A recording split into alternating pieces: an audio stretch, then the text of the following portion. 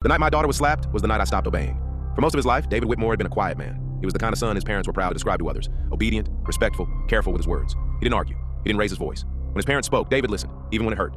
Especially when it hurt. That night was different. The house belonged to Margaret and Thomas Whitmore, his parents, and every Christmas it looked like something from a postcard. Warm lights lined the windows. A tall Christmas tree stood in the corner of the living room, dressed in red ribbons and gold ornaments. Wrapped presents filled the space beneath it. Everyone was there. David, his wife, Laura, their younger daughter Sophie, and David's older daughter from his first marriage, Emily. Emily was 16. She had learned early how to be quiet. Years ago, her biological mother had divorced David, taken half the assets, and disappeared from Emily's life without looking back. Emily stayed with her father. David's parents never forgave that. Not the divorce, not the money, and not the reminder that Emily represented.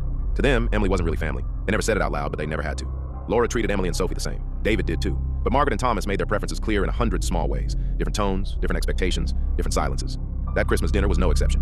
When everyone gathered around the table, Margaret frowned and said there weren't enough chairs. Emily was gently but firmly directed to sit on the couch instead. Plates were passed around the table first. By the time someone remembered Emily, her food had gone cold. No one said anything. David noticed. He always did. After dinner, the mood shifted. Margaret announced it was time for presents. Everyone moved toward the tree. Laughter filled the room. Sophie bounced on her heels, excited. Emily hesitated, then followed. She knelt by the tree and began carefully reading the tags, her face lighting up as she searched. She reached for a small, neatly wrapped box with a silver bow, smiling, until Margaret's voice cut through the room. "That's not yours." Emily froze. She looked down, confused, then quickly put the gift back. "I'm sorry," she said. "I thought..." Before she could finish, Margaret stepped forward, her face sharp with accusation. "You thought you could just take whatever you wanted," she snapped. "Always grabbing things that don't belong to you." Emily's eyes widened. "No, I didn't mean..." Margaret slapped her. The sound echoed through the room. It wasn't violent, it wasn't dramatic, it was worse, it was deliberate. The room went silent. Emily didn't cry. She didn't speak. She just stood there, stunned, her hand halfway to her cheek, her eyes searching the room for something, anything that might tell her this wasn't real. For the first time in his life, David didn't think about being a good son. He thought about being a father. "That's enough." His voice was steady, but something underneath it had cracked. Margaret turned, startled. "David," she was... "No," he said. "You don't get to explain this way." Thomas opened his mouth. David raised a hand. "I've stayed quiet for years," David continued. "I've watched you ignore her, humiliate her, pretend she doesn't belong. I told myself it wasn't worth the fight, that keeping the peace mattered more."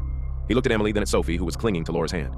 "I was wrong," Margaret scoffed. "She's not even..." "She is my daughter," David said, louder now. "And she is your grandchild, whether you like it or not."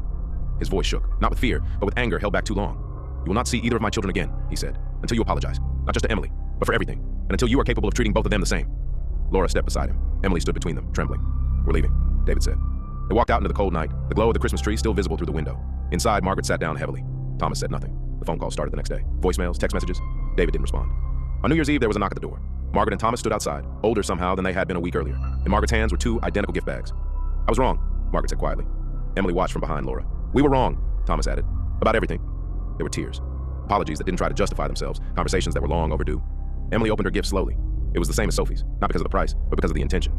That night, they sat together, not at separate tables, not on separate chairs, and for the first time, Emily felt what Christmas was supposed to feel like.